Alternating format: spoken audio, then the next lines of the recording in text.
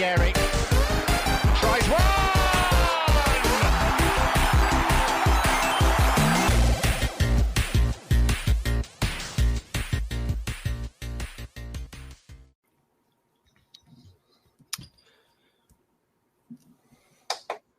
Welcome in to Not That Kind of Gooner, an Arsenal podcast.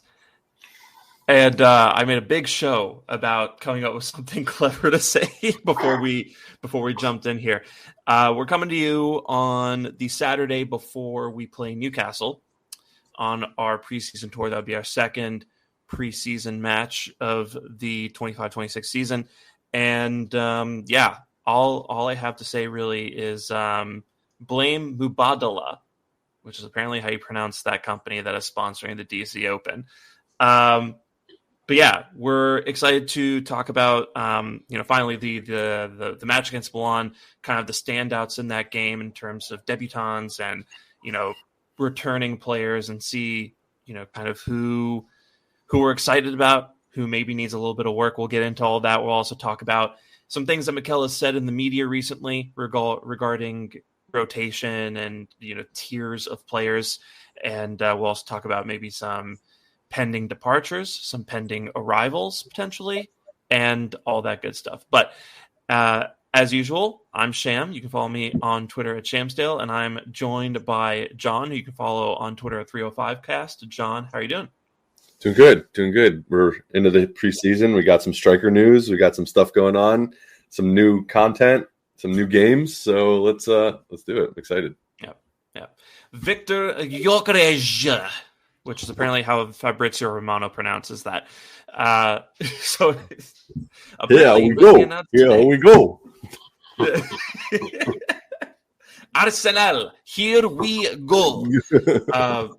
So I'm excited to see that. And with us as well today is Drew, who you can follow on Twitter at GeeChyKid. Drew, how are you doing?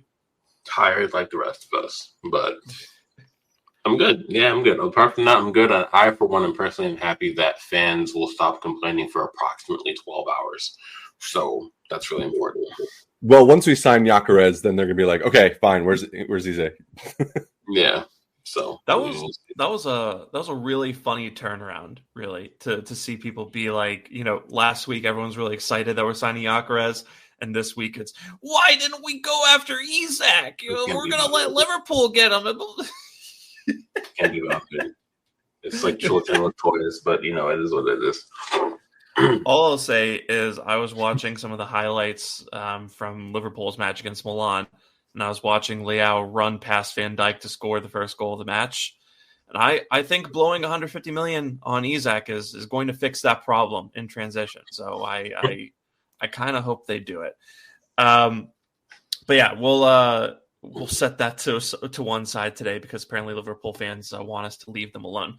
So anyway, we played a match also against Milan earlier this week, and we won 1-0, and then we proceeded to lose the penalty shootout that came after that, which I don't really think matters, isn't really worth discussing outside the fact that Kepa made 3 penalty saves, which I think is really impressive. But we won the match. I think we looked pretty good, honestly. It's not too long ago that preseason matches, the first couple, the players would look really rusty. They wouldn't look fit. The touch would be off. And, you could tell that it would be a little bit of time before they were back to mid-season form. But this time around, it really looked like the players hadn't missed much of a beat. And, just before we kind of get into individual performances, John, I just kind of wanted to get your thoughts on, just how sharp everybody looked in the first preseason match of the campaign. Yeah, it was pretty good. I was kind of expecting to see a little bit more cobwebs, a little bit more, legginess, obviously getting back into fitness, which is, we got to remind ourselves what these preseasons are about. It's really about getting up to season fitness. So the results at the end of the day don't really matter, but it doesn't work that way. Of course they do. And they're going to matter to the manager.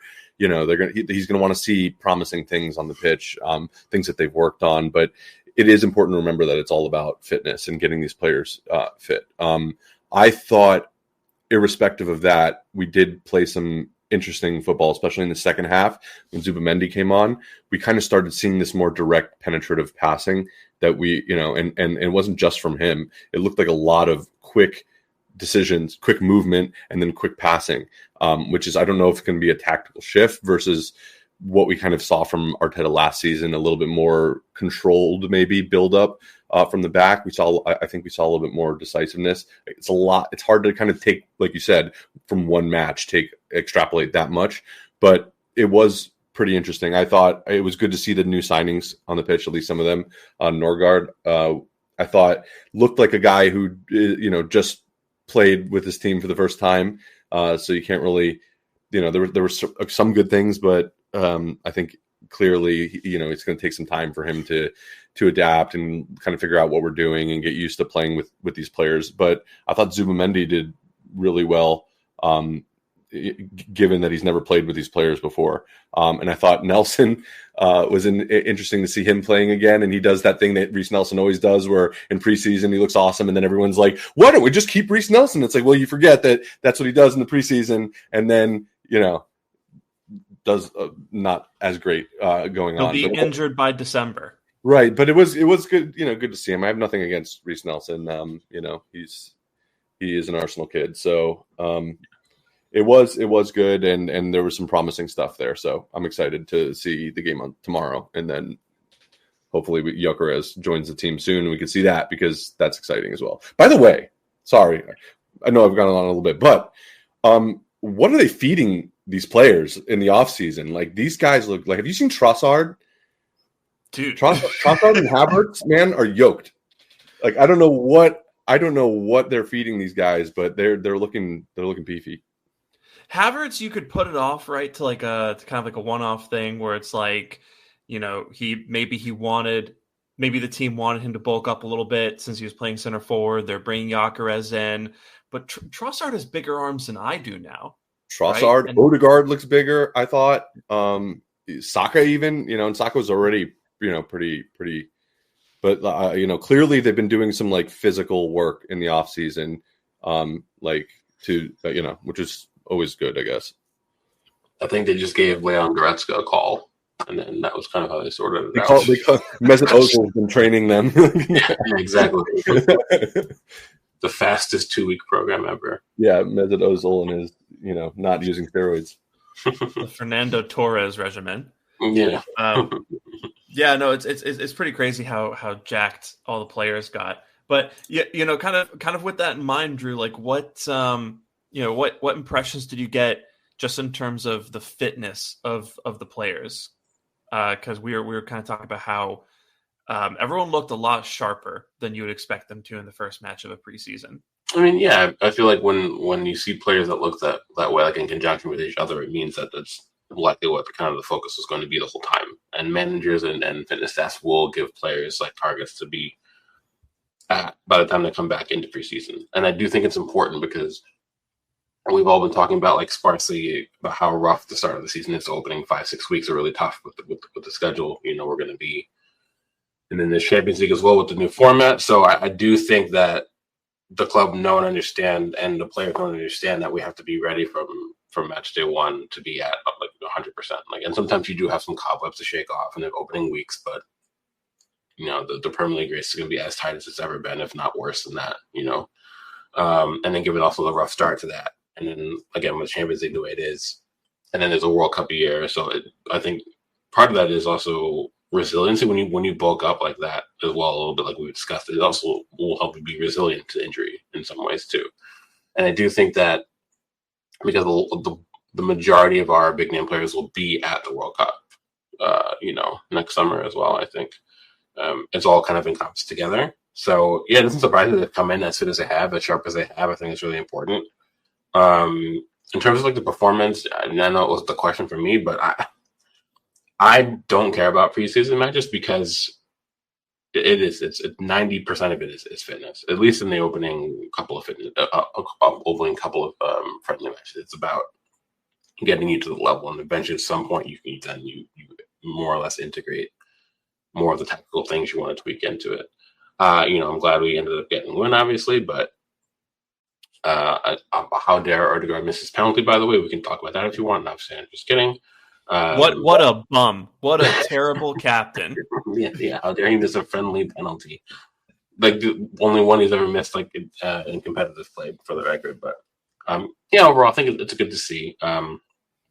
Chris Odemaro goes. I wanted to also mention something that John said about how when Mendy was on, how the system kind of was tweaked. And that's something I've been talking about on this very podcast as well, about how I do think when you look at all the players we've brought in or have targeted, that to me it shows that we're going to be tweaking something in the system. So many of the players we brought in like to be very progressive, getting the ball up the pitch quicker, using space. So I do think you'll see more of that from us this season. Maybe not all the time, of course, because I do think like the meat and bones of how Arteta thinks is all about possession dominance, and that's okay. But I do think he'll take the handbrake off a little bit when it comes to us being incisive and direct and bypassing the press and even bypassing Odegaard if we can. Not because we don't want him in possession, but if we can put the ball into space and let someone like Madueke run onto it, even Martinelli, who is better in that kind of direct system, Gyökeres as well, get him into space, he'll run all day. So yeah, I'm actually really curious about how we're gonna bring that all together. But yeah, for a start of the preseason, I thought it was a good start, and we see where it goes.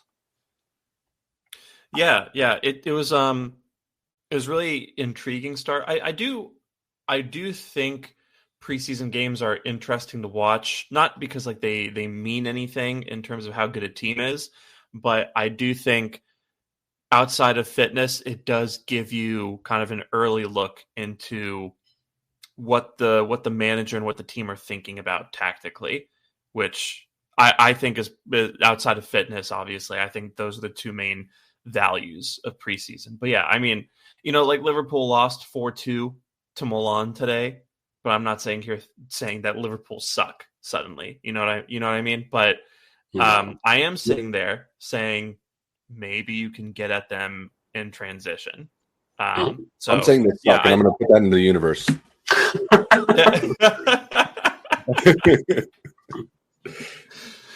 So I think there are things to take from it. But in terms of player performances, Drew, who out of I'll just say debutants, I think that should give you a wide enough net. Who out of the debutants were you most impressed by in this match? I mean, I don't want to like toot the horn too much, but probably it's Mendy, because a lot of Arsenal fans, and a lot of it isn't necessarily their fault, but a lot of Arsenal fans may not have seen a lot of him outside of, say, playing for Spain, right? Like a lot of fans don't watch La Liga, specifically. They don't watch, Sociedad. They may watch a Barca match or a Real Madrid match or whatever.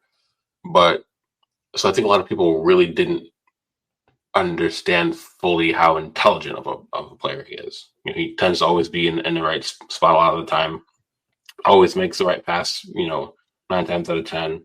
His awareness is exceptional. He understands space really well. He understands how to cover from midfield. He understands what to be available for the center back. So I do think that's going to up the level, right? And also he won't favor either side. One of the things about Partey, even Partey at his best, would almost like force play down the right. Right, Zubimendi will pick out both left and the right. He'll make himself available for those two options. I do think that'll go a long way in helping us almost unlock more of the left again as well. Like, we don't have to force play to Odegaard a lot of time. We don't have to force play to Saka. Maybe we will instructionally, but in terms of like a player passing preference, I don't think you'll see Zubimendi force something down a particular channel. I think he'll pick the best possible pass that's available to him. It makes the most sense in that time, whether if it's to recycle, whether if it's to look for Odegaard, whether if it's to, again, put something down the left-hand side and let Martinelli or whoever run onto it. I do think you'll see more of that, and that'll go a long way in really fine-tuning how we play when we're in possession. And I do think, I mean, say what you will about, what's going on with Partey in terms of the legal stuff, and we can say, like, when he was at his best, he was a very good player. But his limitations, I think, also exacerbated our own limitations. And I do think Mendy's a different type of player who I'm looking forward to seeing if he can get, that extra 5% in the attack that we were maybe missing, or at least in transition. I think that'll help unlock another side of us that we haven't really seen much. So that for me would be who I pick out. Yeah, I really loved like the zippiness of the play when Zubimendi was on the pitch, right? would get the ball, normally take 1 or 2 touches. There were a couple times where maybe he like carried a little bit and took his time on the ball, but that's fine to do every once in a while, right? But most of the time, 1 or 2 touches, ball came out, and I think for the most part, he was very efficient with his passing. And like you said, he would pick the right direction to kind of put the pass in. I loved how he was just breaking lines very constantly. I don't think I saw him pass backwards all that often. And there were a couple moments, and I don't think Partey would have done this. I'm not sure if Jorginho would have done this, but there were a couple moments where he played a couple really nice balls over the top on the left-hand side. And, those are really good to kind of like open up Milan's defense. So, really impressed Zubimendi. I think he's going a little under the radar because of signings like Madueke and Gyökeres. But I think as the season goes on, we're going to see just how useful he is. John, what did you make of Zubimendi, and who's your standout debutant from the match? Yeah, I thought he was excellent. And that's kind of what I was mentioning a little bit earlier about how I saw the way that we played change in that second half. It was primarily due to, I think, the way that Zubimendi came in and affected the pace of the game, and then the kind of direction that play was moving, which is his role rather. That's what he's brought on to do. And I don't know why he's going under the radar. I was more excited, I guess maybe just because it got drawn out so much. Maybe that's why. But like when you look at it on paper and you look at the kind of player that he is and what Arteta wants to do with this Arsenal side, that signing almost is, Gyökeres, I think, like a striker is like the most important. But then that Partey replacement was key. And I think that you hit the nail on the head with both of you with how I think it's going to unlock both sides of the pitch a little bit more. And I think that I can't really put it completely on Martinelli the way that we played last season. Obviously, I think that Martinelli is, in my opinion, a very one-dimensional player. I've said that before. And I think that he's kind of easy to shut down when he's not just blistering past you. I think that he's kind of hit or miss. But I think that part of the problem was I don't think he was able to get the ball as much last season, partially because of the way Partey plays. So it was good to see a player like Zubimendi step in and what seems, again, very early, one game, not even a full game, but there was some promising stuff from him. And in terms of who kind of my star was, I'm gonna actually go with Kepa. He didn't have to do a lot, but having a backup goalkeeper is super important, and we can debate what the reality of that is, like outwardly and then inwardly, whether he's a backup keeper. Obviously, I think Raya is our starting keeper, and I guess we'll get to the comments that were made by Raya about that competition. But goal stepping up and saving penalties. I know a lot of people like to say that it's 50-50, but you still have to make the save. You still have to go the right direction. You still have to commit. And I think that what is good about the way that he performed in that penalty shootout and in that second half was it was assured. It didn't look like someone who was just here and wasn't happy to be here or wasn't going to work hard to be here. I think that it's clearly someone who has a point to prove, maybe in some regard, but understands that it's going to be difficult to usurp Raya as the number one keeper.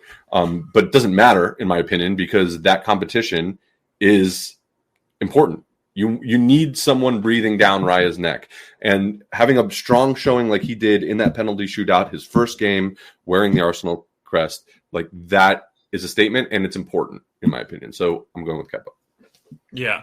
Honestly, I feel like if you did not pay attention to the right side of the screen in the second half, you would not have known whether or not it was Raya or Kepa on the pitch. He was.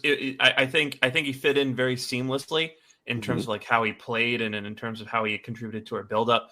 And then the penalties again. Like this is a really meaningless part of the whole thing, but just it's still, you're still saving penalties. Like these players are still trying to put the ball in the back of the net. So to see him pull out 3 saves like that was really impressive, especially against the backdrop of Raya not having the most convincing track record with Right. with penalties, right? I think like we've seen him save a few. I think back to Sporting in the Champions League a couple seasons ago, obviously.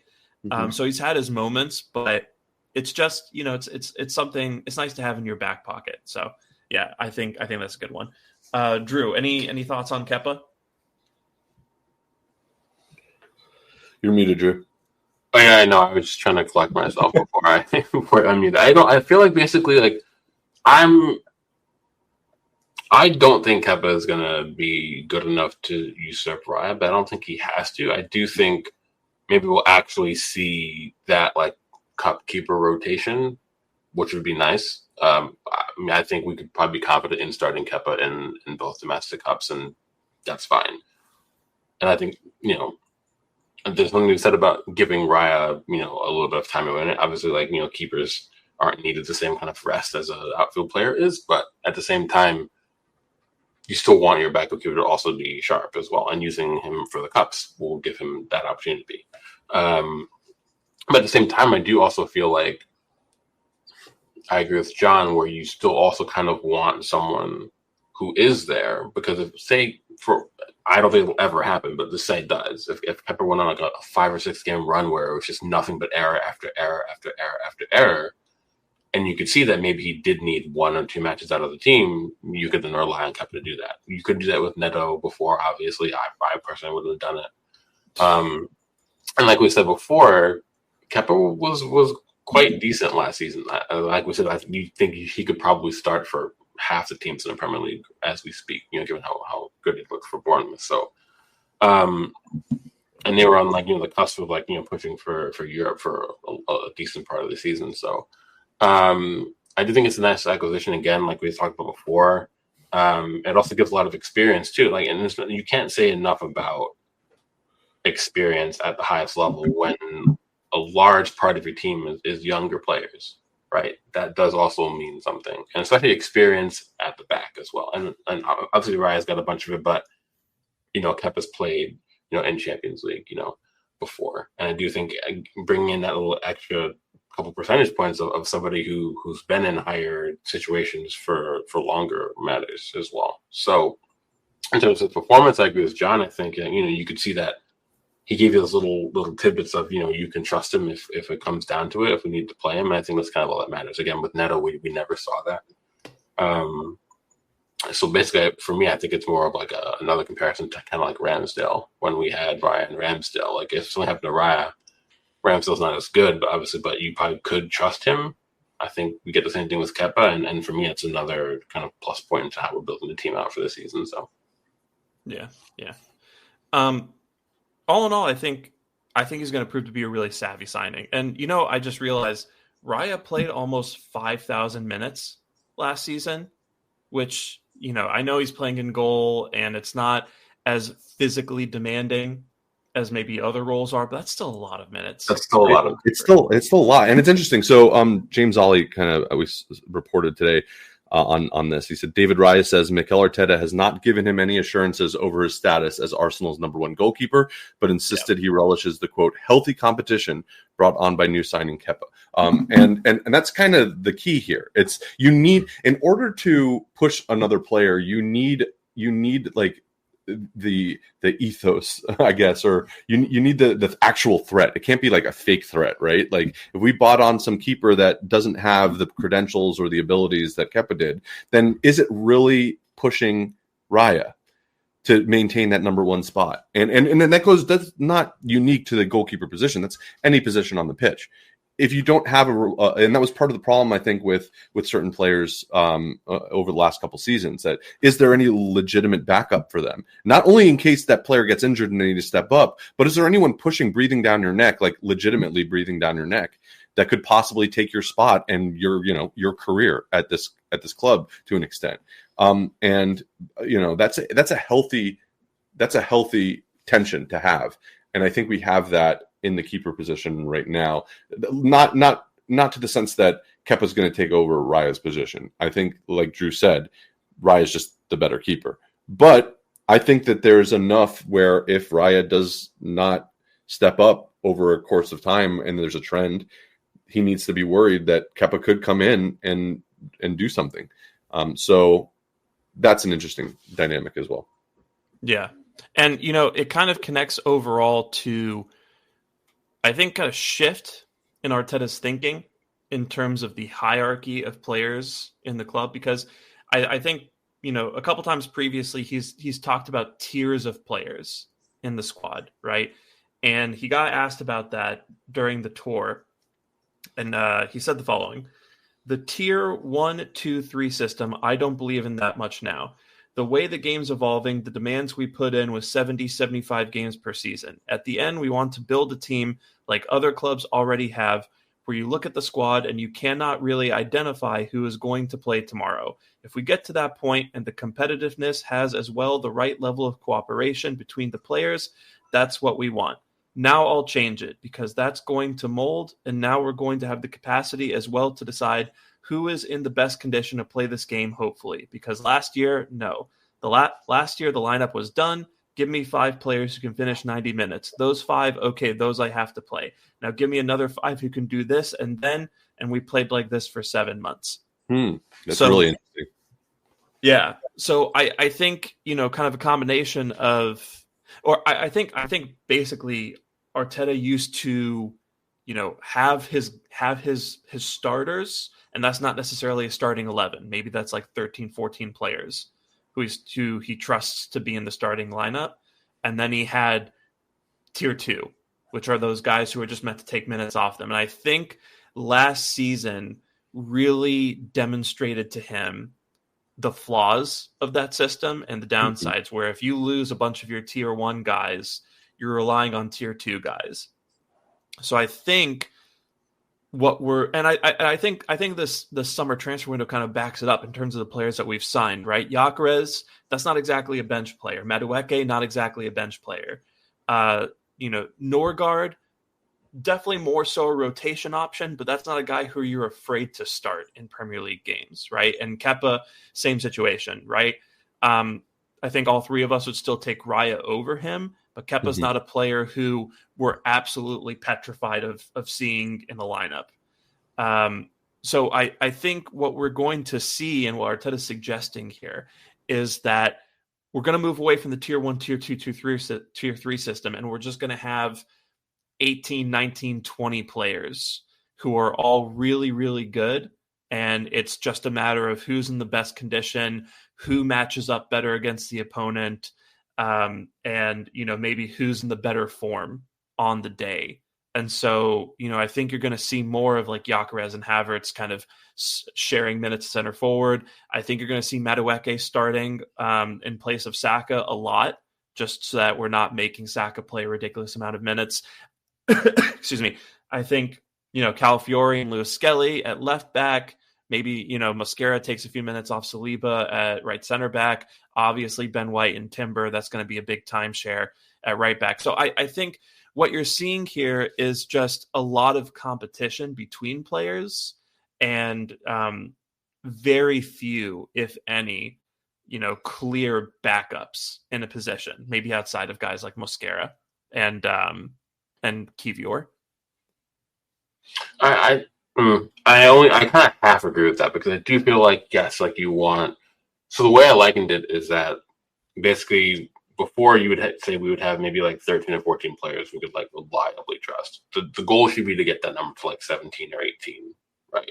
Okay, 17 or 18 players you could reliably trust. That gives you 6 or 7 players you can bring in if Saka needs a rest, right? Or if Ødegaard needs a rest, or one of the strikers isn't on form, right? Or whatever it is. You still need like that kind of like that buffer of that amount of players. Also, that's a good amount to cover another chunk of injury. Like, just say, for example, this season we had another cataclysmic injury issue, and that like, call it circle of trust, for lack of a better term, was like extended to like 17 or 18 players. It wouldn't be as bad. Like, so if we had Madueke last season and Saka went down, I would be far less concerned than if we had, Raheem Sterling as an example. But I do also think that the best players are still going to play the vast majority of the time. We're not going to get unnecessary rotation, because when you start tweaking the lineup too much, then it becomes you're lacking in tactical consistency, and that can also be detrimental. And sometimes that happens to Pep, where he will toy with things too often, and it actually becomes a detriment to City. And then he finally settles on the 11 he wants to use whenever that becomes evident to him. And then he stops over rotating. Then his issue is that he starts under rotating. There's a balance that you have to find there, I feel like. Like, we're not, Saka is still going to play in 36 or 38 Premier League matches this season, despite getting Madueke, because he's the best player and decides he's one of the best right wingers in football. He's going to play 95% of the time. He's going to play in the Premier League, all Champions Leagues, most likely, unless it's clear he doesn't need to be or something's wrong with some sort of fitness level. I think the striker debate is interesting because, I mean, fans, I guess all three of us here particularly still rate Kai Havertz, obviously. I think the manager still rates Kai Havertz. He's a different type of striker to Gyökeres. You could argue that there's tactical considerations where you could start them both in the same 11, depending on what we're facing, because Gyökeres exists in the same 11 as Isak for Sweden. The system is different, but they still play together. You know, Isak will operate more of in a left side half space winger type role, like kind of like an Henry, and Gyökeres will play there, but they still play together. If we're against like a very, very low block system that has no intention of ever coming out of it, maybe you play them both, something like that. I don't know. But I don't see it like being like Havertz starting 19 Premier League matches and Gyökeres starting 19 Premier League matches. I think one of them will end up being ultimately the first choice striker at some point. And certainly I don't think we're ever going to spend that kind of money on a new striker and him not ultimately become that. It's very hard to see us just like rotating just for rotating's sake. But I also agree, I think you'll see some rotation, maybe positionally dependent, because we do ask a lot from our fullbacks, right? So I do think we'll get more rotation from the left and the right side of the defense because of what they're tasked to do, So I think you might see some of that. So I think it's got to be that middle ground between too much rotation and certainly not enough. And I think that's and like anything, a healthy balance is a good thing. So. I kind of interpreted this statement a little bit different than both of you, or maybe. I kind of hearkened it back to what Arteta said about there's being no B squad. If you remember a long time ago, that was kind of early on, that he doesn't believe in like a B squad. And the way I kind of interpret it was similar to what we were saying about like the competition, the importance of competition with Raya in that conversation about how it legitimate competition actually pushes everyone, like a rising tide raises all boats kind of a thing. And that's the kind of sense I got with where he was going at with respect to the statements about there being not like a tier 1, tier 2, that all the players are competitive and who are capable of starting games in the Premier League or in the Champions League or wherever, so that there isn't like a distinguishing like it's distinguished like that, where it's like, oh, you're just a rotational option. I don't necessarily think it was an indictment or a kind of a fortune telling of what is to come in terms of how many players are going to play a certain amount of games over certain other players, or saying, oh, I'm going to split 19 games with Havertz or 19 games with Gyökeres or something like that, but more like we have better players all around now. We've scaled out and up at the same time with respect to our rotational options, so that there isn't, so that line between first team and second team or B team or tier 2 is blurred more, which is going to help everyone. That's the kind of sense I got from his comments, but maybe I was kind of misinterpreting that. Yeah, I just think I don't think Arteta is going to rotate for rotation's sake, right? If things are working and if players are in good form and they're healthy, I don't think he's going to blow that up just because. But I do think that what we're probably going to see is very match dependent. Where, like, for example, if we're playing against a team where we think we can get a lot of joy in transition, then we're going to play like Gyökeres and maybe Madueke left wing, and like Rice at left A, and we'll play kind of Timber and Calafiori Timber and Lewis Skelly just to make sure that we're shored up at the back. But if we're playing a low block, I think what we might do is play Havertz and also deploy White at right back, Calafiori at left back. Maybe we go with like a Trossard or a Martinelli at left wing, depending on what we do for the rest of the summer in those positions. I think we're going to tweak things a little bit just depending on what the matchup is. And I think we're assembling a group of players with different skill sets that allow us to do that. But yeah, I don't think Arteta's going to go full Pep and just change up the team just to change up the team. Yeah, no, I can agree with that for sure too. But I do think also some players will just start no matter who we play. But I do think we'll also definitely see some targeted changes based off of who we're playing. I think, again, the balance, right? There will be that healthy balance between both those things. And I think that's kind of what you need, especially in the Premier League, because Totally. yeah, there's too much quality in the Premier League now. And we also know roughly how teams are going to play. We know West Ham are going to be a certain way. We know Fulham are going to be a certain way. We know City and Liverpool will probably be a certain way. So you can better indicate like what you might need that particular day and then add into the team without kind of interrupting the bulk of what you're trying to achieve. So, yeah. Like that midfield three of Zubimendi, Odegaard, Rice. I don't think you're changing that many times. No, I highly doubt it.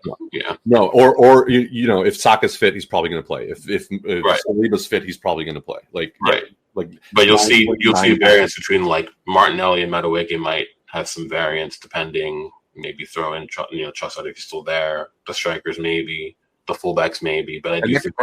And that could, by the way, that could change if we do sign a player like Ise or something like that. True. Like, I think that whole conversation becomes like, okay, well, now we're talking about a different way that maybe we play from the middle or out completely, and then certain players may have, and that could essentially be what he's talking about. That, you know, depending on how we decide to play is going to be the players that we may use, like for certain games. So it's interesting to see. I've never quite seen an Arsenal team like this in a long time. Like a versatile, interchangeable Arsenal team like that. And this is what we've been asking for like a long time. Like we want like legitimate backup on every area of the pitch where, you know, like your Man Cities have, and when teams like, you know, maybe not so much Liverpool but although they had like attacking talent for days, so you know they were able to just score goals and win the league, which is, you know, what we're going to be. There used to be days gone by where we could bring Will Tord and Kanu off the bench. Think about that, guys. So like a prime example, right? Yeah, where we had Clichy as a backup at left back to Ashley Cole. As another example, right? So that used to be a thing, and yeah, that level of depth, like we said, our biggest issue last season was that lack of quality depth, right? Because also why Liverpool made some of the moves that they're making is why City continue to do the thing. Chelsea are doing their own weird thing, but also at the same time, like Chelsea could probably field 2 different 11s and probably have some measure of rough confidence in at least some of those players anyway. So. Yeah, I mean, we'll see how it goes, but we should probably move on before John's got to leave too. No, we're good. Yeah. I did before he took off, John. I did want to kind of pivot back real quick to something that I think is going to be a bigger and bigger talking point as we get further into the preseason, and that is one Max Dowman, who also played against Milan, and yeah, just kind of what did you make of his performance, and what is your early prediction in terms of how involved he'll be in the squad this season? You mean when scoring the winning goal in the Champions League final? That would be amazing. I'll take it. No. that's, yeah, you heard it here first. I think he, you know, how was it? 16, right? 16? No, he's still 15. He's 15. I mean, like, yeah, it's like insane. Like, he didn't do anything that I think was like amazing, but like being a 15-year-old, being at playing that game, and you know, he's passing, he was getting involved, he was, you know, making decisions. That in itself, I think, is spectacular. Just you could tell these youth players are just ready to go, and it's so important, I think, to see players like Dowman get minutes, even if it's just preseason. Because you look at Lewis Skelly, you look at Nwaneri in his contract right now, you look at Saka, you look at Emile Smith-Rowe when he was here, you look at even like Iwobi, and you can see that we have a track record of bringing youth through and playing them. And that's huge just for recruitment alone, if nothing else. Just knowing that you're as a youth player that wants to come to Hale End or make a decision about where they're going to commit their development, we're a team that you can actually get a shot in if you're good enough. And I think that yesterday was just, or the Milan game was just another display of that. Yeah. I do think there were a couple things he did that were impressive, just in terms of he spun a couple players, and I think he was able to hang physically in that match, which again, you don't see 15-year-olds do that. But yeah, that's the context of all of it, right? 15 years old. Yeah. So like just being there is amazing, at 15. Yeah. Like I remember when Nwaneri came on against Brentford to make his debut at 15, and he looked good, but I think Dauman was just another level of comfort. I don't want to say it was far and away better than Nwaneri's debut or anything. I think that's a little much, but I was just really impressed with kind of the confidence and the maturity of Dauman's game. So I think that was really great from him. And also I do want to shout out Marley Salmon, who also came on, played center back. Salmon is a player who I've heard being discussed for a while, kind of not in the same breath as Dauman, but someone who people who are really paying attention to the Haaland Academy highly rate as well. So I've been loath to talk about Salmon on the pod because, again, these are kids, and you want to be respectful of their privacy and all that, not be weird about it. But Salmon is also a player who I've wanted to get a look at for some time. So I thought he looked pretty good as well. But yeah, I think Dauman stole the headlines, and it's hard to imagine him not playing a handful of minutes this season. I don't think we're going to crack over 200, and I think 200 is a pretty high estimate to begin with. But yeah, really impressed. Drew, what did you make of Dauman? I just got into this conversation yesterday, one of the group chats I'm in, and I feel like I will always take a measured view when it comes to talented young players, because I'll say this. I do think it's hard to suggest that he isn't one of the top 3 or 4 most talented 15-year-olds in Europe at the time. Currently, I think that you could probably accurately say that. I think what we saw from him showed he's probably well ahead of what is actually his age suggests. I think that's also encouraging in terms of what could be, but at the same time, fans are going to do what fans are going to do on social media, and you cannot overhype a 15-year-old. And simply because a lot of players can develop earlier, faster, and then they'll hit a wall at 19. That happens regularly. I'm not saying he's going to, but just because he's one of the best in his class at 15 doesn't mean he's going to be one of the best in his quote unquote class at 19. That it doesn't. The player development does not work that way. But looking at through that lens, I do think we'll probably take a more, and John kind of said it, sometimes when you have really gifted younger players that come through your academy, sometimes you actually don't want to loan them out because you want to heavily control their development. You want to heavily make sure that they understand what you're about systemically, keep yourself in the same club culture, like what City did with Phil Foden. He wasn't a loaned out. It was just the in-house development until he broke into the first team, and that was it. I think we'll see the same thing from Dauman as we got with Nwaneri, with Lewis Kelly, that kind of thing.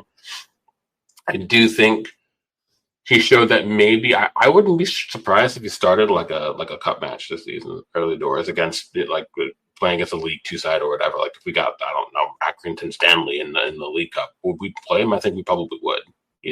I could actually see that happening. I don't think he'll get any minutes in Champions League. I think he'll maybe get the very odd minute in Premier League at best. I don't see it happening, but in the cups, I do think he'll actually be given a chance to see where he's at, depending on the opponent. And that will kind of also dictate, how he can go on for, say, next season. He'll be 16 on December 31st this season. So halfway through, he turns 16. So we'll kind of see. And then he's not that far off from where, Lewis Kelly and Nwaneri were when they started actually getting a larger look. So I do think this season is pretty critical for his development. So I think we'll just kind of slow burn it. But I do think we'll get little teasers from him. And I think he can probably handle those. But when it comes to like expectation stuff, like I'm begging fans to like not go ridiculous and say, oh, we have the next Lamine Yamal. I've seen people say that, and I just shake my head like, you got to stop, man. Like, No, he's better. Johnny, leave it to Johnny. Something's going to trigger me, John. But yeah, so I just kind of feel like we should be excited, but also we should also just like one step at a time with him. But it's encouraging to see that he could end up. He has the potential to be like a Saka type player for us in terms long term of like a cornerstone from the academy, and it's nice to see that for us because, and we've talked about it before, like. Say what you want about like Barca's finances, but they will heavily lean into La Masia, and look how far it's gotten them. Look how many younger players have come through that system, and they still rely on, despite their ability to attract any player on the planet, they will still rely on the academy because they can. Ajax did that forever until the quality of Eredivisie dropped, but like Ajax's teams were always so successful based off of their own academy setup, right? So. And I think they're still producing good talents. Still are. Yeah, Benfica, Sporting, same thing. Their academy talents are, they dominate leagues with squads that are bulk from their academy, right? So there's something to be said for it, and we can be excited. Yeah, that's kind of all I have to say. And I do think kind of that. So I think that's a really great point in terms of using your academy as an advantage, right? I think a lot of people have described that as the last frontier of gaining an advantage in football. And I have noticed that Arsenal have been kind of trying to snap up a few talents here and there, right? They signed Will Wright, I think, from like Salford Town or Salford. And we beat Liverpool to that. We paid like £200,000 to sign him. And, I think there's one guy that we're getting from Shamrock Rovers. And like, there's a couple other players that we're trying to snatch up in their teams. And I do think that shows an attentiveness to the idea that, the best way, or maybe not the best way, but a really good way to get talents efficiently is to sign them early on in their development when you know that they're going to when they have a high ceiling and you're willing to bet on it, but you can bring them in-house where you already have a good academy set up and you can make sure that they develop well and kind of save yourself millions and millions and millions of pounds. If it doesn't work out, hopefully you still have a player who is an attractive enough prospect that teams would be willing to pay, a few £1,000,000 for him. So it is really interesting to kind of see us investigate that market. And I'm really excited for Dalman. But yeah, trying to not let my expectations go too crazy. However, I will say I saw that video of him shoving over Gabriel Heinze in practice. And that I loved it. Big fan. I'm sure AJ, who we had on our last episode, was watching that and had a little smirk to himself as well. So shout out to AJ. But moving on, I think there's a couple potential departures and acquisitions that we should talk about before we get out of here. And kind of the first thing is there's news going around that Gabriel Jesus is being looked at. I think it was Fluminense who was linked with him. And I think it was Hand of Arsenal who reported that Andrea Berta is looking to potentially sell Jesus. I forget who else came out and said this, but apparently we're looking for about 30 million euros for Jesus as well. So, I guess, John, I'll come to you first here. What do you think? Do you think it's worth it to sell Jesus at this time? Do you think, and then what are the prospects of us selling him? Because, we're still talking about a guy who's recovering from an ACL tear, probably won't be able to play, legitimate first team football for another 2 or 3 months. So, just what do you make of that situation? Now, when you say what do I think about selling him, is that like versus a loan or just like overall, just in terms of selling him? What do you think of just like offloading him from the team? Okay, one way or another, either because like I think in the loan we talked about us covering his wages still, and at least that was the report. And then I think if we sell him, obviously we don't pay his wages. So I think if we, I'd like to start by saying that I think that Gabriel Jesus was the beginning of the Arteta era at Arsenal. This kind of like change in mentality, change in the way that we play. What we know as Arteta like football now, I think that he and in many ways Zinchenko were two players that came in and kind of changed the way that we play in a big part. So that can't be taken away from Jesus. I think there was a lot more that should have come from him in this team, but injuries just completely set that back, and then set back on those injuries as well. So I think that you have to look at that context of the history of Jesus, what he brought to our team, and then what I think the plans were for him. And you can say you did a good job. You know, you didn't really fulfill all your potential here.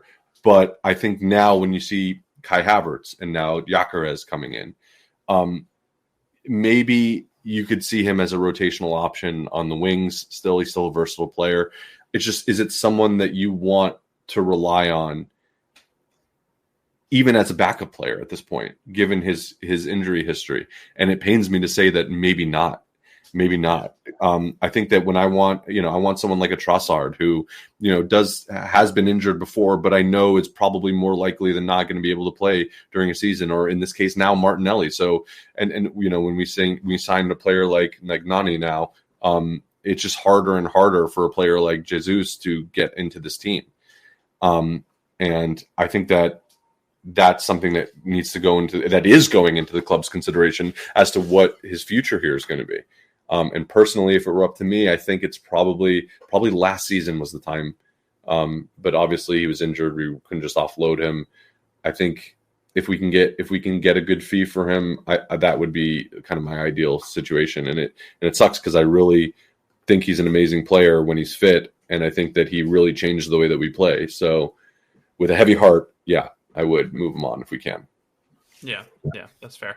By the way, John, I know you got to take off. So I do. Yeah.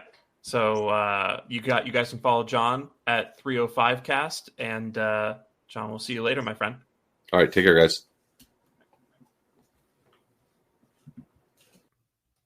So, Drew, with that in mind, like what do you make of maybe the prospects of being able to sell Jesus? Do you think, because there are reports out there saying that there are teams in Europe and Brazil who are interested, but do you think we'd actually be able to offload Jesus at this time, or is this a January at the earliest kind of thing? Yeah, I'm not quite sure. I mean, Flamengo are moving pretty mad right now in the market. They've gotten quite a few names in from Europe.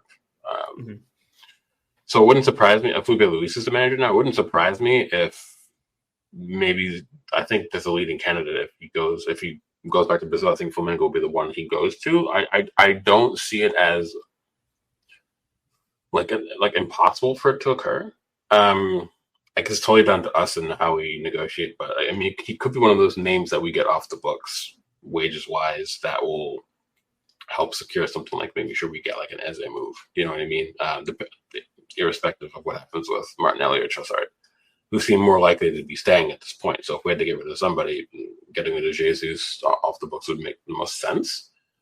I mean, it's hard to know, like in the capacity, like Flamengo aren't exactly broke. They have a pretty like a decent like financial picture. So could we loan him out and only cover half his wages? Could we just give him in a full deal and not worry about the return on the figure, but it's just the wages we're worried about? I'm not quite sure, but I do think there's a decent chance we could get rid of him. I don't see him going to MLS. I think Brazil probably makes the most sense for him. I don't know if another club in Europe is going to want him, really, just because of the injury record. But again, so the moves Flamengo are making right now, they got Samuel Lino. They just brought him in. They're doing, I forget what else I saw like at work yesterday, but they're moving pretty quickly from tertiary names from some big European clubs. So I think Jesus fits the recruitment bill for them. So I think if we can let him go, and again, I agree with you guys. I feel like he was like that standard bearer for like the new era under Arteta, so to speak. And I have nothing ill to say about him because I feel like when he was fully fit, before the injuries hit, I enjoyed watching him play. I think he helped us realize the vision of where we are now. So, I mean, I can say nothing but the best for him if he moves on. But yeah, I do think it's time to move on from him. And I do think we'll hopefully can facilitate that to make it happen and just kind of cut ties and with literally nothing but the best wishes possible to him. Because I do think, injuries aside, there's a really good footballer in there. And it's just one of those kind of rotten luck scenarios where, yeah, it was just one of those things. So, yeah. Yeah, it's one of those things where it's really tough because I think that first half of the 22-23 season, he was one of the best players in the world, full stop. And he was probably the catalyzing force, him and Zinchenko, I think, the catalyzing forces behind Arsenal mounting a 50-point mounting a 100-point pace in the first half of the season. And, kind of coming up with this unexpected title challenge. So I don't really have any ill will towards Jesus. I think this is a guy who has wanted to contribute and has proven that he has the talent to be a major part of this team. It's just that Qatar World Cup, the only World Cup that we've played in the middle of a Premier League season, really, I think, started a series of unfortunate events for him in terms of injuries. So, maybe it is best if both parties just kind of have a clean break and go their separate ways, and Jesus gets to go somewhere where, maybe he'll feel more at home, and maybe the standard of the league will be a little bit more forgiving. Obviously, the Brazilian league is still very talented and very intense, but I think it might be a better fit for him at this point in time. So we'll see. I've heard things about Flamengo wanting to do a loan with an obligation or a loan with an option. I've heard about 50-50 splits in terms of the wages. So we'll see what happens there. But it does look like there's starting to be some smoke around this potential exit. So we'll see what happens there. But I guess one thing that this does kind of have me thinking is, it still looks like we want to make at least one more attacking signing. And Eza is the player that we've been most strongly linked to. That's the player that, every 4 or 5 hours, Fabrizio Romano says is really interested in joining us. But I guess my question to you, Drew, is do you think offloading Jesus, and that I think it's like £250,000 a week that we're paying him, do you think offloading Jesus and getting those wages off the books could potentially open things up for us to sign 2 attacking players? Or do you think this is just kind of what we need to do in order to get the one? No, I don't think we're going to end up signing 4 attacking players. I don't see it. I know that a lot of fans are holding out for like Eze and then like a Rodrigo. It's a conversation I personally don't want to entertain because I think it's a big stretch. Because maybe it might if the 4th attacking player is on the younger end of the spectrum, right? Like maybe someone who's like a 19, 20, 21-year-old who can be promising. Like a Malik Fofana. Yeah, something like that. Yeah, something like that I think makes far more sense because it's been reported now, depending on the source or outlet, that some of the demands that Rodrigo's going to want are going to be like absolutely not territory kind of thing. And I personally also don't want to even look at someone like a Rafael Leao, and I always shut that conversation down whenever I get dragged into it. I refuse to do it. Yes, I'm also referencing the group chat from yesterday. But did you see how he ran past Van Dijk today? Yeah, but I'm glad people are more starting to understand that Van Dijk isn't like omnipotent in terms of like defending. You know what I mean? Like he does make mistakes. He just gets covered very well. No, in all seriousness, I just don't see. Something like a Eze and Fofana could happen. I don't know if it will. I also just think we do have to just get some wages off the books now as well. And again, I think if there's an opportunity to be able to get Jesus off the books, do it, because this might not be. There's no better time than now, really. If there's a chance with like Flamengo, like I said, bite the bullet and kind of do it, because we won't get a better opportunity to at least maybe get something back for him, but not just wages off the book. So I don't see 4 attacking like a fourth after, as if we do go get Eze. I don't see another one on top of that. And I just think at that point we would be because a lot of fans don't even consider like this issues now, even discussions about the depth chart. You know what I mean? Because who knows when he's going to be available. So like removing him off of the conversation doesn't even really leave a hole, as it were. So if he was a valuable asset still, and then we were letting him go, then maybe I think there's more room for that conversation. But for me personally, I just think, again, wages off the books, again, 200, 250K off the books, maybe some money back for it, and then kind of just shake hands and be done with it, and then we move forward. So, yeah, no, I agree. I think if you can make it happen this summer, then you do it, and at least, even if you don't necessarily need to do that in order to bring in another attacking player, at least give yourself that wiggle room financially. And we do know that, Berta is a former accountant, so that is probably something that he has in mind. Anything else that we should talk about before we get out of here? Or do you think we're set to put a bow on this? No, I don't think so. I think we're probably going to save some other, hot topic conversation bits for the next episodes. I think we're good for now. Also, I really need coffee, so I kind of just want to leave anyway. I'm not gonna lie. I'm being very open today. I need coffee and I want to get out of here. That's fair. That's fair. Yeah, but no, I do think there's gonna be, again, plenty more to talk about next time. We've got the next preseason match. Gyökeres likely will be officially unveiled by then. If it doesn't happen today, it'll happen tomorrow maybe. I'm hearing that. So it's currently 12:41 p.m. Eastern time, and it sounds like it's going to happen in about 20 minutes. Yeah, it wouldn't surprise me if it happened today, or tomorrow the latest. So, we can add that in on the next show. Again, we'll have a review of the next preseason fixture. We'll see. We'll see how it goes. What do you think is Eddie? What do you think Eddie Howe's excuse for losing 3-0 tomorrow is going to be? No idea. The one thing I will say is it's interesting now that a lot of fans were trying to use like Gyökeres and his camp, basically saying like I won't return to Sporting. News came out just within this podcast taping that Wissa's like going on strike with Brentford because they're strong-arming him his move to Newcastle. They're trying to kind of dead that. So it's interesting that I think players have more power than fans realize. They just don't flex it as much as they can, genuinely. Yeah. But I do think in instances like this, when clubs have gentlemen's agreements or they shake hands on, we'll allow you to go for this, and then last minute they change their mind, I do think you'll probably see players over time doing something like this more often. Yeah. I do think clubs have to understand that, I get them wanting to maybe kind of look situation for all it's worth, but at the same time, what would you rather do? Not get an extra $5 million, but make sure you get something for the player, or miss out on using a player at all because you want to be a douche about it, basically.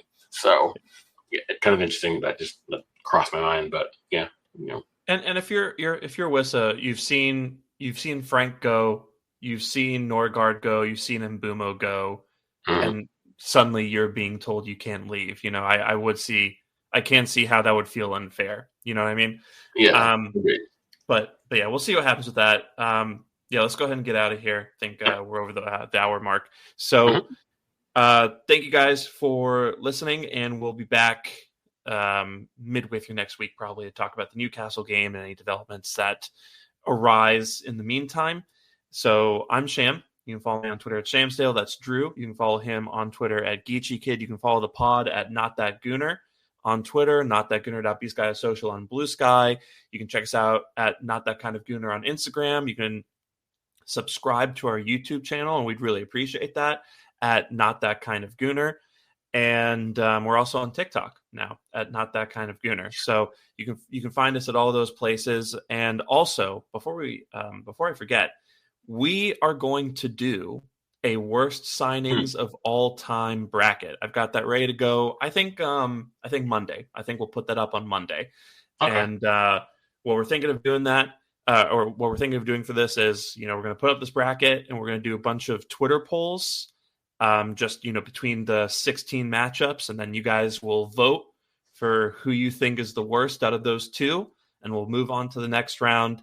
And in between rounds, myself and Drew and John, or some combination of the three of us, will talk about those results ahead of the next round and kind of give our takes and who we would have picked and stuff like that. So really interested to see who you guys think is the worst Arsenal signing of all time in a round robin format. That'll be a lot of fun.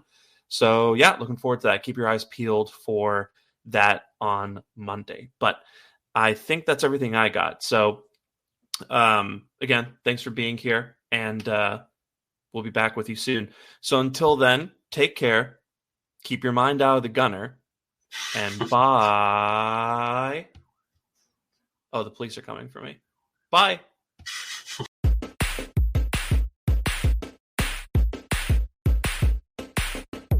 Secret Gooner.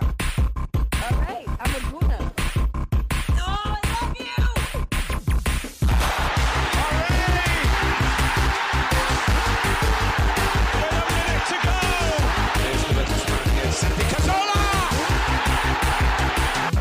Kyle Saka! That is a goal! Ranieri